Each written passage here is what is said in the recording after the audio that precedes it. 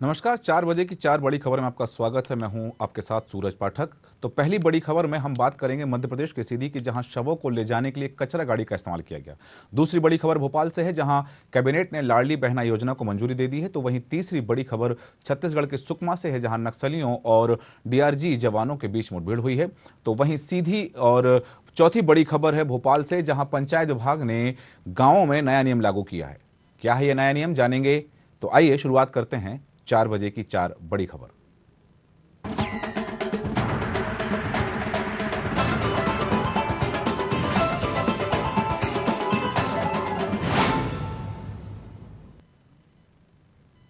पहली बड़ी खबर है सीधी की, जहां मध्य प्रदेश के सीधी जिले में 24 फरवरी की रात में एक दर्दनाक हादसा हो गया है।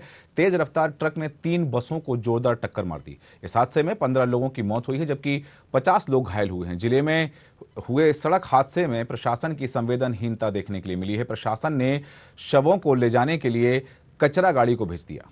यह कचरा वाहन रामपुर नैकिन नगर परिषद का है। शवों को ले जाने के लिए नगर परिषद की कचरा गाड़ी का इस्तेमाल किया गया है। बताया जाता है कि 5 मृतकों के शव को कचरा गाड़ी में लादकर जिला चिकित्सालय पीएम के लिए ले गए। सड़क हादसे में मृतकों के शवों के साथ बेकदरी भी की गई। ऐसी घटना बहुत ही दुखद है समाज के लिए। बता दें कि शबरी जयंती समारोह कार्यक्रम में शामिल होने के लिए कोल जनजाति के लोगों को अमित शाह गृह मंत्री की सभा को ऐतिहासिक बनाने के लिए जिला और प्रशासन की ओर से बसों से भर करके लगभग 10,000 से अधिक लोगों को सतना कार्यक्रम में ले जाया गया था, जहां वापस लौटते समय सीधी मोहनिया टनल के पास भीषण सड़क हादसा हो गया, जिसमें से बस में सवार 15 यात्रियों की दर्दनाक मौत हो गई। वहीं गंभीर रूप से घायल लोगों को जिला चिकित्सालय सीधी और श्याम शाह मेडिकल कॉलेज रीवा में इलाज के लिए ले जाया गया, जहां उनका इलाज किया जा रहा है। आपको बता दें कि सीधी का यह मामला है और सीधी में सड़क हादसा हुआ है। ये 15 लोगों की मौत हो गई है सड़क हादसे में, और ये सभी लोग केंद्रीय गृह मंत्री अमित शाह के कार्यक्रम में, जो कोल महाकुंभ का कार्यक्रम था, उस कार्यक्रम में शामिल होने के लिए गए थे। और जब वापस हो रहे थे तब एक ट्रक ने 3 बसों को टक्कर मारी और एक बस में बैठे हुए 15 यात्रियों की, 15 लोगों की मौत हो गई है।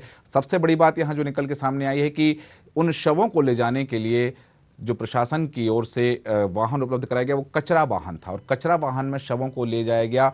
ये शर्मनाक बात है। इस तरह से कहते हैं कि आदमी जब जिंदा रहता है उसका सम्मान करना चाहिए, कदर करना चाहिए, लेकिन मरने के बाद शव के साथ यदि इस तरह का व्यवहार किया जाता है तो ये प्रशासन की संवेदनहीनता को उजागर करता है।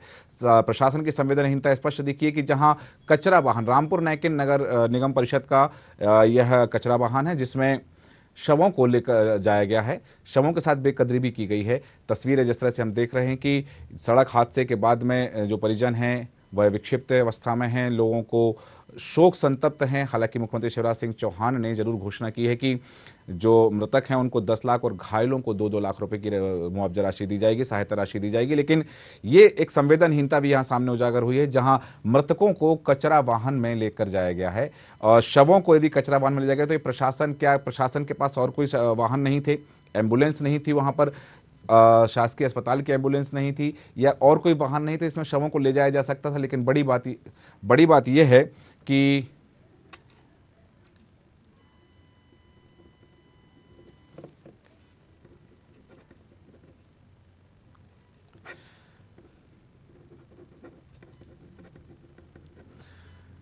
प्रशासन की संवेदनहीनता सामने आई है कि शवों को ले जाने के लिए कचरा वाहन का इस्तेमाल किया गया है। और हमारे साथ जुड़े हुए हैं भारतीय जनता पार्टी के जिलाध्यक्ष अजय सिंह जी। अजय सिंह जी, बहुत स्वागत है आपका न्यूज आवर में।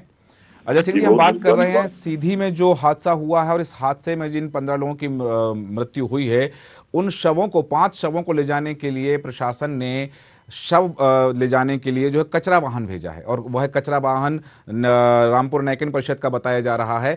क्या और कोई वाहन उपलब्ध नहीं था प्रशासन के पास? वहां पर कोई एम्बुलेंस नहीं थी, कोई और वाहन नहीं था कि शवों के साथ बेकदरी करते हुए, शवों का अपमान करते हुए कचरा वाहन में ले जाया गया?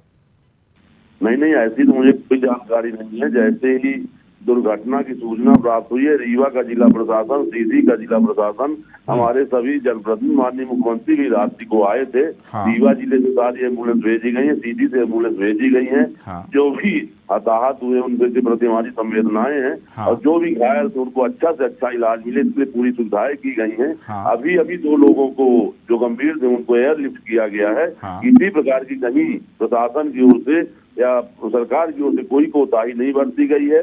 प्रयास किया जा रहा है कि जो हताहत हुए कोई भी कैजुअलिटी न होने पाए, अच्छा से अच्छा इलाज किया जाए। हम लोग खुद रात 9:30 बजे से पूरे टाइम हॉस्पिटल ही रहे हैं और लोगों को अच्छा से अच्छा इलाज मुहैया कराने का काम किया जा रहा है। नहीं, ठीक है, आपने बताया कि ये अच्छा किया जा रहा है, जो घायल हैं उनका इलाज कराया जा रहा है, उनको कुछ लोगों को 2 लोगों को एयरलिफ्ट किया गया जो गंभीर घायल थे, अच्छी बात है। लेकिन ये जो हुआ है हम बात करेंगे, आपसे बन रही है हमारे साथ, और हमारे साथ फोन लाइन पे बने हुए हैं गुरमीत सिंह जी जो पूर्व अध्यक्ष हैं कांग्रेस के।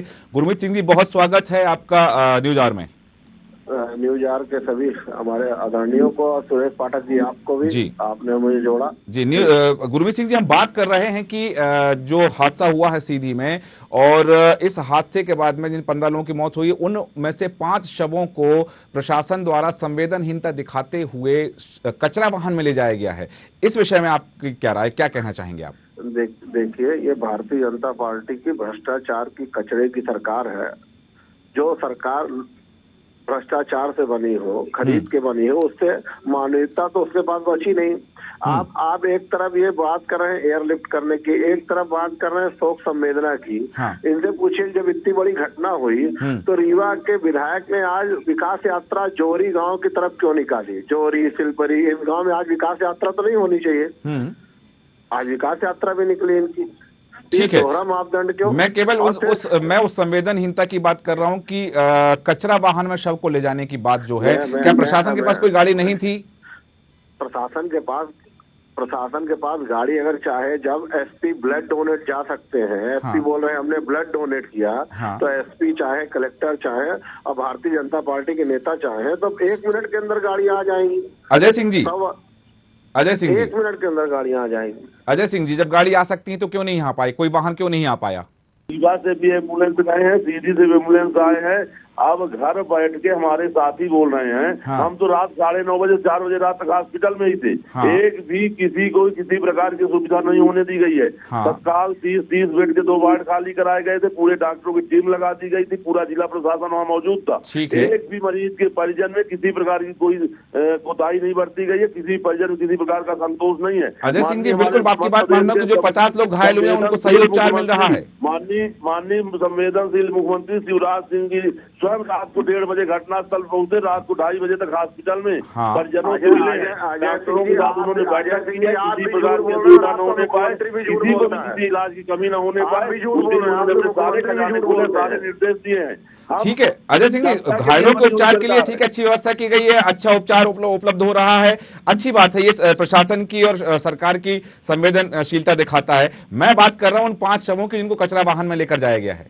मुझे ऐसी कोई जानकारी है, मुझे नहीं लगता कि ऐसी लापरवाही हो सकती है, क्योंकि एम्बुलेंस वहाँ खाली है, इसलिए ज्यादा। हम तस्वीरों में साफ दिखा रहे हैं, दर्शक देख रहे हैं इस समय तस्वीरों में। अजय सिंह जी, तस्वीर आ गई है, वीडियो आ गया, इसके बाद भी भारतीय जनता पार्टी के नेता झूठ बोल रहे हैं। जिला अध्यक्ष है और उनकी मानवता मर चुकी है, तब वो झूठ बोल रहे हैं। अरे झूठ नहीं, मैंने ये कहा मुझे इस तरह की कोई जानकारी प्राप्त नहीं हुई है, और भारतीय जनता पार्टी कोई भी कार्यकर्ता, कोई भी नेता झूठ बोलने का काम नहीं करता। ठीक है, कांग्रेस का है, पलटने का काम मत करो आप लोग। ठीक है गुरमीत सिंह जी, मैं आपसे एक सवाल और पूछूंगा गुरमीत सिंह जी, लेकिन उससे पहले अजय सिंह जी, ठीक है आपको जानकारी नहीं थी, अब जानकारी लग गई, तो जिन लोगों जो इसके लिए जिम्मेदार हैं, शवों की बेकदरी की गई है, उनका अपमान किया गया है, उनके परिजनों की संवेदनाओं के साथ खेला गया है, अब क्या करेंगे अजय सिंह जी आप? निश्चित तौर पर अगर ऐसी कोई घटना हुई है जैसा कि आप दिखा रहे हैं, निश्चित तौर पर उनके खिलाफ सरकार कार्रवाई करेगी, क्योंकि हमारे संवेदनशील मुख्यमंत्री इस तरह की किसी भी कोताही को बर्दाश्त नहीं करते हैं। क्या कार्रवाई कर सकते हो आप? जिलाध्यक्ष आप कुछ कार्रवाई नहीं कर सकते। मैं नहीं कर रहा हूँ, सरकार कार्रवाई,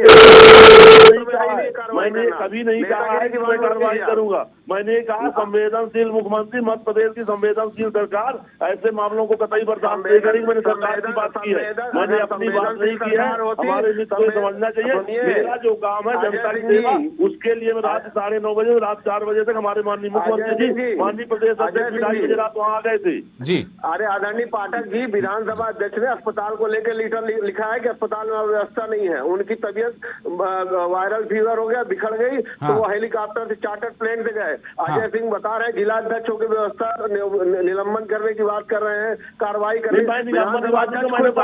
कोई जिम्मेवार व्यक्तियों के खिलाफ सरकार निश्चित तौर पर कार्रवाई करेगी। सुरेश पाठक जी, विधानसभा अध्यक्ष ने अस्पताल को लेकर लेटर लिखा है कि जिला अस्पताल में व्यवस्था ठीक नहीं हो रही है। ये विधानसभा अध्यक्ष ने लिखा। विधानसभा अध्यक्ष की तबीयत खराब हुई तो प्लेन से चले गए। तो आदिवासी जो 50 मैं वही कहना चाहता हूं अजय सिंह जी, मैं वही कहना चाहता हूं कि विधानसभा अध्यक्ष की तबीयत खराब होती है तो उनको प्लेन से ले जाया जाता है, और ये गरीब लोग जो आपकी ही कार्यक्रम में शामिल होने आए थे, अमित शाह के कार्यक्रम में शामिल होते हैं, जब मौत हो जाती है तो इनको कचरा वाहन में ले जाता है इनके शव को। आवश्यकता पड़ने पर भारतीय जनता पार्टी की सरकार गरीबों को भी हेलीकॉप्टर से ले जाती है। 2 लोगों को अभी एयरलिफ्ट किया गया है। इस सरकार में विधानसभा अध्यक्ष प्रधानमंत्री कोई अंतर नहीं है। हमारे लिए गरीब से गरीब भी उतना ही महत्वपूर्ण जितना हमारे विधानसभा अध्यक्ष, और गरीबों को भी अभी हमने 2 लोगों को एयरलिफ्ट किया है। और जरूरत पड़ेगी और लोगों को चलिए गुरमीत सिंह जी, अजय सिंह जी, गुरमीत सिंह जी, अजय सिंह जी 2 मिनट आपको रोकना चाहूंगा। इस समय हमारे संवाददाता राकेश शुक्ल भी फोन लाइन पे बने हुए हैं। राकेश जी, वास्तविक मामला क्या है बताइए। गुरमीत सिंह जी हमारे साथ जुड़े हुए हैं और अजय सिंह जी भी हमारे साथ जुड़े हुए हैं। राकेश,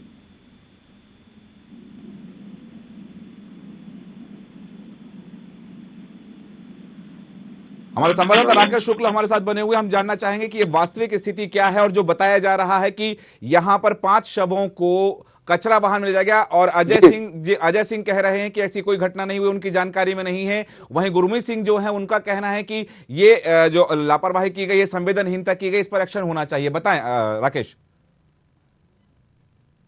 जी बिल्कुल, मैं आपको बताना चाहूंगा कि एक वीडियो वहां रामपुर नेकिन से जो है एक वीडियो वायरल हुआ है, जिसमें 5 शवों को जो है एक कचरा वाहन में रख के ले जाया गया है। और वीडियो वायरल होने के बाद ही जो है सर ये हड़कंप की स्थिति मची हुई है।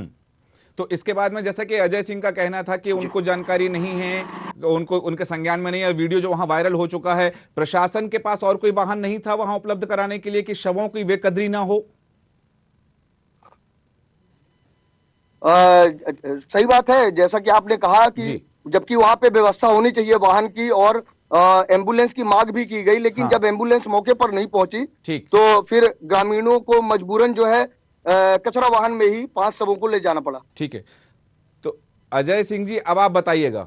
माननीय जी, अगर आप घटना स्थल पर थे तो आपने देखा होगा किसी प्रकार की एम्बुलेंसों की कोई कमी नहीं थी।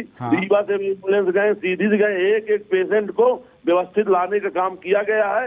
एक जो कैजुअलिटी उनको घर पहुंचाने का काम किया गया है। आज हमारे सीधी के सांसद, हमारे मंत्री राम खिलावन जी उनके घरों में पहुंचे हुए हैं। इस सरकार में कहीं भी कोई भी संवेदनहीनता नहीं की जाएगी। ठीक है अजय सिंह जी, ठीक है अजय सिंह जी, ठीक है। गुरमीत सिंह जी, मामला संवेदनाओं का है, मामला भावनाओं का है, मामला इस बात को लेकर के कि शवों की बेकदरी की गई है। विपक्ष का धर्म निभाते हुए आप क्या करेंगे? आप देखिए, सारी चीजें साफ है जी। शुक्ला जी अलग बोल रहे हैं, पाठक जी आपने वीडियो देखा।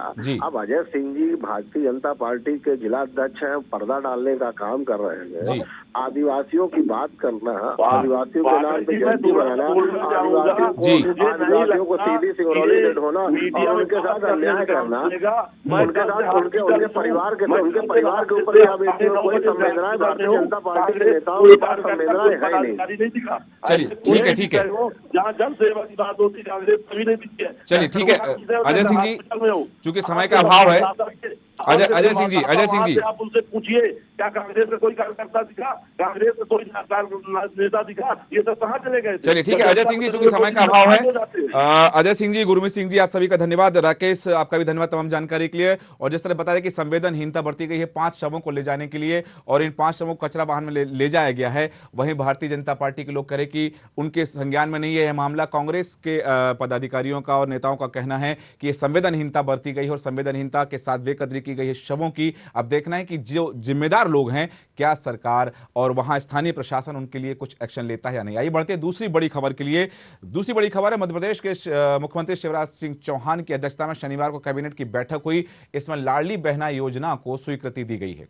सीएम शिवराज ने 28 जनवरी को पूरे प्रदेश में योजना लागू करने की घोषणा की थी।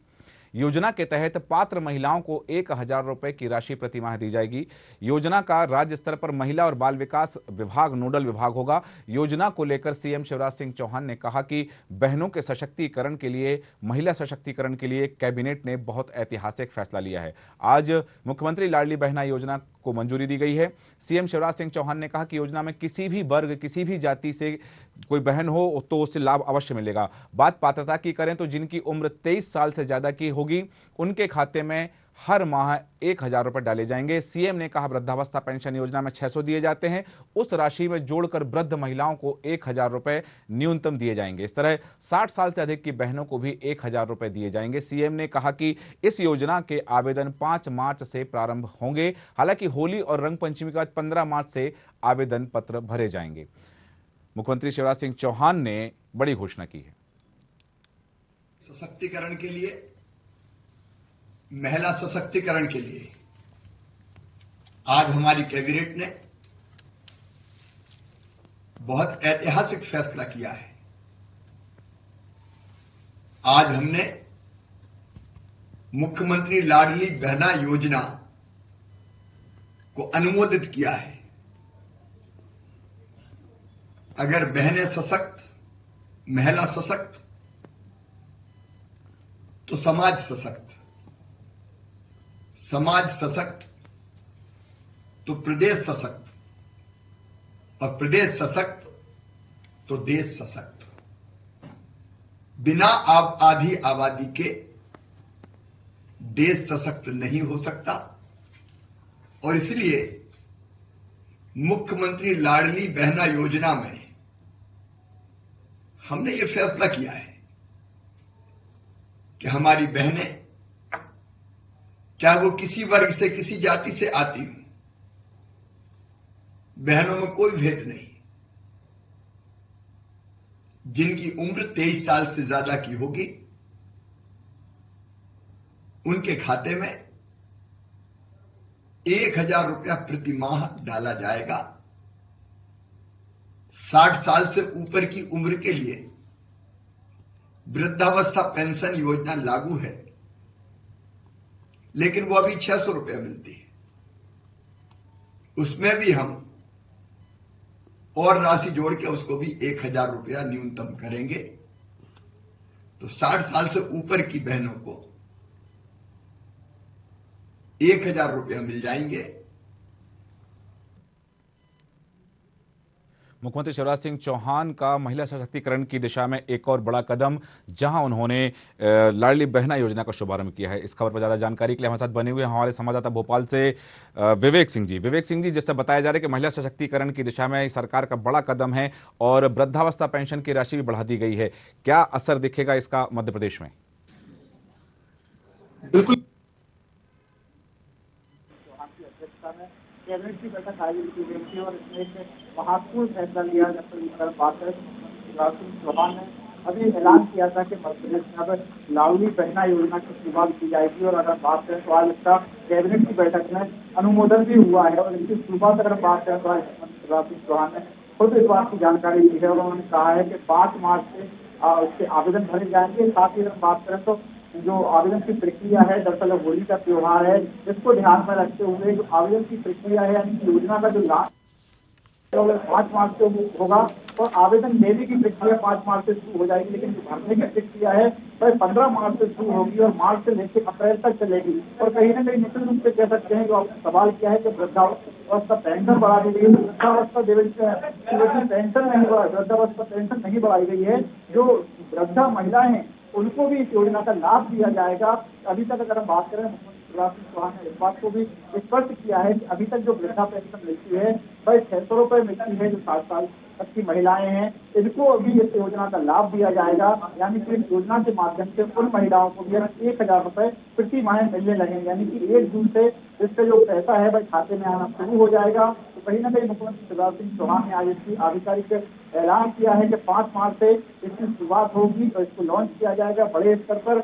और महिला सशक्तिकरण को लेकर कह सकते हैं कि मध्य प्रदेश सरकार ने एक बड़ा कदम उठाया है। पहले भी कई योजनाएं अगर हम बात करें तो लाडली लक्ष्मी योजना लॉन्च की थी, उसके बाद लाडली लक्ष्मी 2 लॉन्च की थी, और अब एक बार लाडली बहना योजना की शुरुआत मध्य प्रदेश में होने जा रही है। तो कहीं ना कहीं आधी आबादी को इसका लाभ मिलेगा और कहीं ना कहीं निश्चित रूप से 60 साल तक की जो महिलाएं हैं उनको भी इसका लाभ मिलेगा। और जो महिलाएं इसकी लाडली बहना योजना की पात्र होंगी वही 23 साल से ऊपर की सभी महिलाएं इस योजना की पात्र भी होगी। ठीक है, तमाम जानकारी के लिए बहुत धन्यवाद विवेक सिंह। जैसा कि बताया जा रहा है कि मध्य प्रदेश में लाडली बहना योजना का आरंभ हो चुका है और आज घोषणा कर दी गई है 5 मार्च से इसके फॉर्म भरने शुरू शुरू हो जाएंगे। हालांकि बताया जा रहा है कि चूंकि और अवकाश रहेंगे बीच में होली रंग पंचमी के, तो 15 मार्च से इसके आवेदन पत्र लेना शुरू हो जाएंगे। तीसरी बड़ी खबर है छत्तीसगढ़ के सुकमा से, जहां सुकमा और बीजापुर जिले के सरहदी इलाके में नक्सलियों ने सुरक्षा बल के जवानों पर हमला कर दिया है। इस हमले में डीआरजी के 3 जवान शहीद हो गए हैं, जबकि 2 अन्य जवानों के घायल होने की खबर है, जिन्हें अस्पताल में भर्ती कराया गया। सूत्रों से मिली जानकारी के अनुसार जवानों को अपने जाल में फंसाने के लिए नक्सलियों ने बुंदेल और जगरगुड़ा के बीच में एम्बुश लगा रखा था। इस दौरान नक्सलियों ने अंधाधुंध फायरिंग की और गोलीबारी शुरू होने कर दी। वहीं जवानोों ने भी जवाबी फायरिंग की और अब तक लगभग 7 नक्सलियों को मार गिराया है। वहीं एक नक्सली लीडर के मारे जाने की भी खबर है। बता दें कि कई नक्सली इस हमले में घायल भी हुए हैं और बता दें कि ये जो हमला है जवानों को फंसाने के लिए अम्बुश लगाया गया था और उसके बाद में 2 जवान घायल हो गए हैं, 3 जवान इस हमले में शहीद हो गए हैं। नक्सली हमला हुआ है सुकमा में।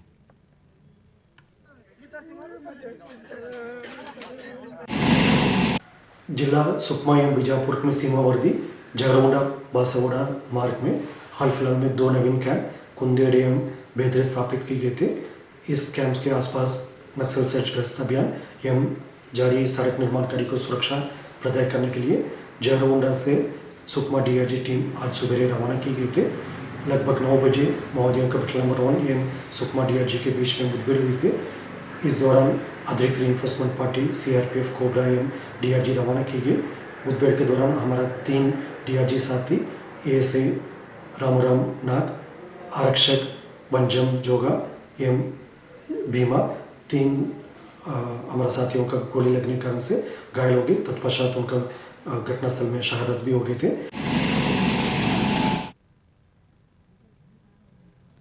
और सुकमा और बीजापुर जिले के सरहदी इलाके में यह वारदात हुई है, जहां नक्सलियों ने अम्बुश लगाया था और उसके बाद में अचानक अंधाधुंध फायरिंग शुरू कर दी।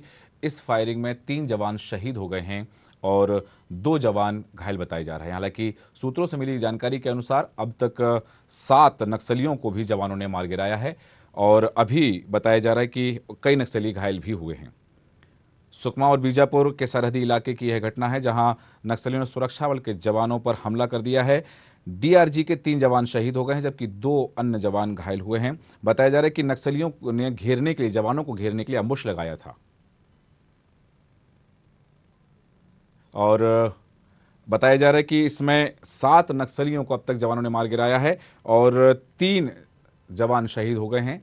7 नक्सली ढेर हुए हैं, कई नक्सली घायल भी हुए हैं और अब तक इस तरह से जो जानकारी सामने आ रही है कि इसमें सुकमा और बीजापुर जिले के सरहदी इलाके में नक्सलियों ने जवानों को घेरने के लिए अम्बुश लगाया था और जवानों के बीच में, डीआरजी जवानों के बीच में और नक्सलियों के बीच में यहां फायरिंग हुई है। जैसे ही वहां पर जवान पहुंचे हैं, नक्सलियों ने अंधाधुंध फायरिंग शुरू कर दी थी और उसके बाद में, इससे पहले कि उन्हें संभलने का मौका मिलता जवानों को, तब तक 3 जवान शहीद हो गए थे। उसके बाद में जवानों ने जवाबी फायरिंग की है, जिसमें 7 नक्सलियों को ढेर किया है। 7 नक्सली मार गिराए हैं और बताया जा रहा है कि कुछ नक्सली घायल भी हुए हैं जो मौके से भाग गए थे। सुकमा और बीजापुर जिले के सरहदी इलाके में नक्सलियों ने सुरक्षा बलों के जवानों को घेरने के लिए अम्बुश लगाया था और अम्बुश लगाने के बाद में जैसे ही जवान वहां पहुंचे, तब नक्सलियों ने फायरिंग शुरू कर दी और उसके बाद में, इससे पहले कि जवान संभल पाते, तब तक 3 जवान शहीद हो गए थे और 2 जवान घायल हो गए थे, जिन्हें अस्पताल में भर्ती कराया गया। उनका इलाज जारी है और इस मुठभेड़ में 7 नक्सलियों को जवानों ने ढेर कर दिया है। ये भी बताया जा रहा है कि कुछ नक्सली घायल भी हो गए थे जो वहां से भाग गए। आपको बता दें कि सुकमा और बीजापुर जिले के सरहदी इलाके में नक्सलियों ने सुरक्षा बल के जवानों पर हमला कर दिया है और इस हमले में 3 जवान शहीद हो गए हैं, 2 जवान घायल बताए जा रहे हैं, जिनका अस्पताल में इलाज जारी है।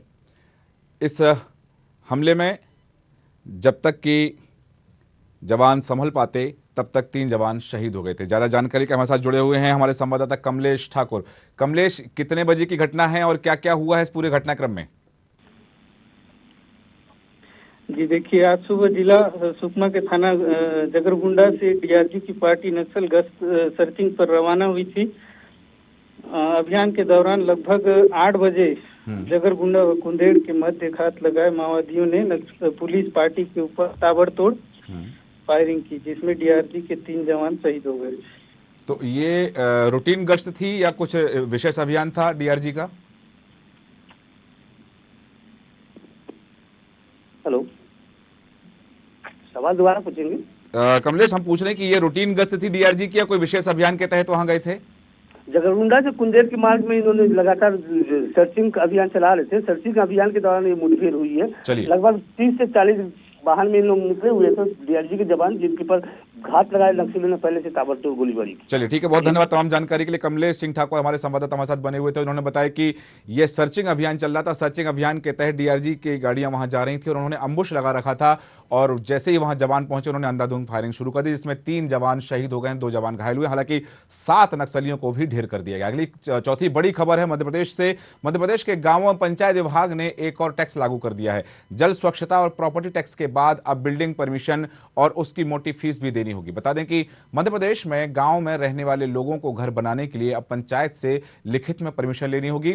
साथ ही 2000 से लेकर 25,000 तक फीस भी जमा करनी होगी। इतना ही नहीं, दुकान, गोडाउन या कमर्शियल बिल्डिंग बनाने के लिए भी गांवों में अब मोटी फीस लगेगी। बता दें कि मध्य प्रदेश सरकार ने पिछले साल ही गांवों में प्रॉपर्टी टैक्स लागू किया था। तो वहीं विभाग के इस फैसले से ग्रामीण जनों में काफी नाराजगी भी देखने के लिए मिल रही है। अब मध्य प्रदेश में एक नया टैक्स लगेगा। ग्रामीण क्षेत्रों में बताया जा रहा है कि अब वहां बिल्डिंग परमिशन के लिए 2000 से 25,000 रुपए तक दिए जाएंगे। सर, गांव के सरकार के जो प्रस्ताव आए हैं उसमें विकास तो होना चाहिए साहब। गांव का विकास कुछ हो नहीं रहा है। हर चीज़ का टैक्स मांग रहे हैं कि पानी का टैक्स, मकान का टैक्स, इसका टैक्स, तो टैक्स मांग रहे हैं तो उस चीज़ में विकास तो होना चाहिए। गांव में रोजगार नहीं है, जवान हमारे युवा लड़के हैं वो आप फालतू, यहाँ पे कोई काम नहीं है, कोई रोजगार नहीं है। भोपाल में आप हर चीज़ की सुविधा दे रहे हैं, फैक्ट्रियाँ खुल रही हैं वहाँ पे टैक्स होना चाहिए। गाँव में कभी जिस चीज़ को टैक्स ले रहे हैं आप तो वहाँ उसकी व्यवस्था दीजिए। सरकार हर चीज़ का पैसा ले तो रही है, मगर यहाँ पे इसमें ये कहेंगे कि ये पहले तो ये प्रॉपर्टी टैक्स लगा दिया इन्होंने, अब फिर नल, फिर साफ सफाई का टैक्स लगा दिया इन्होंने। ऐसा थोड़ी होता है। अब मतलब कि समझिए कि मतलब इंसान की कमाई भी नहीं हो रही और टैक्स पे टैक्स दिए जा रहा है। रोजगार बढ़ाते नहीं है। रोजगार मिलता है शहरों में मिलता है, गांव की और कोई देखता ही नहीं है। जहाँ पे फैक्ट्रियाँ वगैरह खुलती है शहरों में खुलती है, गांव में रोजगार मिलता ही नहीं है। अगर गांव में रोजगार मिलेगा ही नहीं तो टैक्स किस बात का ले रही सरकार। ग्राम पंचायतों में मकान निर्माण करने पे जो सरकार टैक्स लगा रही है सरासर गलत है। देखिए, ग्राम पंचायतों में वही लोग निवास करते हैं ज़्यादातर जो आर्थिक रूप से कमज़ोर होते हैं, जिनका पेशा ज़्यादा आय वाला नहीं होता, खेती पर निर्भर होते हैं, मजदूरी करते हैं। ऐसा कोई व्यक्ति अगर मुश्किल से बड़ी मशक्क़त करके अपने लिए घर मकान बनाने की कोशिश करता है, उसी पे भी अगर सरकार टैक्स लेगी तो ये उसके लिए और ज़्यादा दुविधापूर्ण है। जिस तरह से बताया जा रहा है कि अब ग्रामीणों को भी मकान बनाने के लिए प्रॉपर्टी टैक्स तो पहले लगा दिया जाता, अब लिखित में पंचायत से परमिशन लेनी पड़ेगी और उसके लिए उन्हें मोटी रकम भी चुकानी पड़ेगी। ज़्यादा जानकारी के लिए हमारे साथ बने हुए हमारे संवाददाता विवेक सिंह। विवेक, जिस तरह से बताया जा रहा है कि प्रॉपर्टी टैक्स पिछले साल ही लागू कर दिया था ग्रामीण क्षेत्रों में सरकार ने, और अब ये एक नया टैक्स लागू कर दिया है कि ग्रामीणों को मकान बनाने की अनुमति, भवन बनाने की अनुमति पंचायत से लिखित में लेनी पड़ेगी और 2000 से 25,000 तक जमा भी करने पड़ेंगे। क्या है पूरा मामला? बिल्कुल, अगर हम बात करें जिस तरीके से अभी पंचायत एवं ग्रामीण विकास विभाग ने नया आदेश जारी किया है, जो आपने भी कहा है कि प्रॉपर्टी टैक्स तो पहले ही लगाया गया था और उसके साथ साथ अगर हम बात करें तो जल कर टैक्स भी लिया जाता है वहां पर, तो अब इसके बाद अब बिल्डिंग परमिशन का भी टैक्स अलग से ग्रामीणों को देना पड़ेगा, जिसमें कहीं ना कहीं ग्रामीण नाराज हैं। दरअसल अगर हम बात करें पूरे मामले की तो पंचायत एवं ग्रामीण विकास विभाग ने जो आदेश निकाला है उसमें अब अगर कोई नए भवन का निर्माण करता है तो उसकी अनुमति पंचायत से लेना होगी और उस पंचायत की अनुमति के बाद ही निर्माण कार्य किया जाएगा और उस अनुमति के लिए कहीं ना कहीं उसमें टैक्स का भी प्रावधान किया गया है। यानी कि अगर हम बात करें तो 2500 से ज्यादा वर्ग मीटर की जो जमीन पर निर्माण कार्य होगा उसमें कम से कम 40,000 रुपए तक का टैक्स जमा करना पड़ेगा ग्रामीणों को। तो कहीं ना कहीं इसमें नाराजगी भी देखने को मिल रही है। कई ग्रामीणों का कहना है कि जो बड़े बड़े लोग हैं भाई तो इसका टैक्स जमा कर देंगे, लेकिन पहले प्रॉपर्टी टैक्स और उसके पहले जरकर टैक्स और उसके बाद अब बिल्डिंग परमिशन टैक्स, तो कहीं ना कहीं ग्रामीणों पर इसका बोझ बढ़ेगा। इसको लेकर अगर हम बात करें तो अभी तक आधिकारिक जो अधिकारी हैं वह इस पर बोलने से बच रहे हैं। हालांकि मंत्रियों की अगर हम बात करें, पंचायत एवं ग्रामीण विकास मंत्री महेंद्र सिंह सिसोदिया की, तो वह राजधानी भोपाल से बाहर हैं, तो उनकी भी प्रतिक्रिया सामने नहीं आ पाई है। लेकिन कहीं ना कहीं निश्चित रूप से कह सकते हैं कि इस टैक्स को लेकर ग्रामीण क्षेत्र में जरूर जो ग्रामीण है उसमें नाराजगी देखने को मिल रही है। एक बात यहाँ पर आई है कि जो आवासीय और कमर्शियल निर्माण होंगे उनकी दोनों की दरें अलग अलग हैं क्या? बिल्कुल सूरज, अगर हम बात करें तो दोनों की ही दरें अलग अलग निर्धारित भी की गई है। जैसा हम जिक्र कर रहे हैं कि जो आवासीय भूमि होंगी उनके टैक्स अलग हैं, और जो कमर्शियल टैक्स हैं, उन जो बिल्डिंग होंगी, परमिशन होंगी, उनके जो टैक्स का चार्ज होगा वह अलग भुगतान उसका किया जाना होगा, जो ग्रामीण क्षेत्र में किया जाएगा। तो कहीं ना कहीं जो अनुमति को लेकर अब कहीं ना कहीं जो ग्रामीणों में नाराजगी है कि पहले प्रॉपर्टी टैक्स यानी संपत्ति कर लिया जाता था, और स्वच्छता के मामले में या जल के मामले में भी पहले टैक्स लगाया जाता है, और अब परमिशन, तो यानी कि खुद की जमीन पर अगर किसी तरीके से निर्माण करना है, जो अभी तक शहरी क्षेत्रों में कई बार देखने को भी आता है कि उसकी परमिशन जरूर लेना पड़ती है, लेकिन अब यह टैक्स ग्रामीण क्षेत्रों में भी लगाया गया है। तो ऐसे में कहीं ना कहीं ग्रामीण क्षेत्रों में नाराजगी देखने को मिल रही है, और कमर्शियल और आवासीय जो टैक्स होंगे वह अलग अलग ही होंगे। जी सूरज। चलिए विवेक, तमाम जानकारी के बहुत धन्यवाद। और जिस तरह से बताया जा रहा है कि मध्य प्रदेश के ग्रामीण क्षेत्रों में अब नया टैक्स लगा दिया गया है कि यदि किसी भी तरह का निर्माण कराया जाता है और जो भवन निर्माण किया जा रहा है, चाहे वो आवासीय हो या कमर्शियल हो, उसके लिए अब टैक्स राशि देनी पड़ेगी और पंचायत से लिखित में अनुमति लेनी पड़ेगी। 4 बजे की 4 बड़ी खबरों में इतना ही। बन रही है न्यूज़ आवर के साथ। नमस्कार।